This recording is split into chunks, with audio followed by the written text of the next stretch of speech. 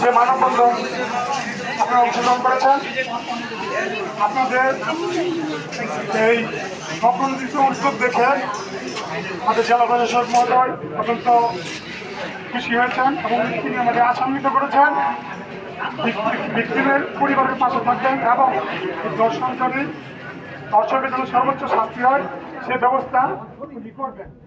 ইতিমধ্যে আমরা স্মারকলিপি দিয়েছি এবং সাংবাদিকবৃন্দ যারা আমাদের পাশে রয়েছে, অনেক সাংবাদিক অবস্থান করছে। আপনাদের মাঝে হয়তো একটা ভুল হয়েছে, যে সাংবাদিক আছে না এটা নিউজ করে না, তারা ইতিমধ্যে নিউজ করেছে। আসলে আমরা যথাযথভাবে তাদেরকে জানাতে পারিনি। একটা মানববন্ধনের আগে যেতে হয়, সাংবাদিকদেরকে বলতে হয়, তখন তারা তাদের প্রতিনিধি প্রেরণ করে এবং নিউজ করে। আমাদের এলাকার সন্তান বাংলাদেশ প্রতিনিধি বাদল কাকা, উনি নিজেও ইতিপূর্বে নিউজ করেছেন, আজকেও ব্যাপক অবদান রাখবে বলেছেন। এরা ছিল ডিসি মহোদয় আপনাদেরকে আশ্বস্ত করেছে সঠিক বিচার হবে। আমরাও বলতে চাই, আপনাদেরকে সাধুবাদ জানাই এবং ধন্যবাদ জানাই।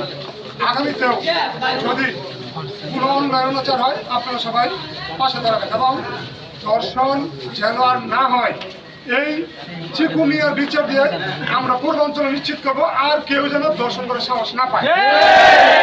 সবাইকে ধন্যবাদ, সবাই শান্তিপূর্ণ উদ্যোগ থাকবেন। এলাকাতে কোনো মব করবেন না, মানে বাড়ি ঘর ভাঙচুর আইন আছে, প্রয়োজন আমরা আবার মানববন্ধন করবো।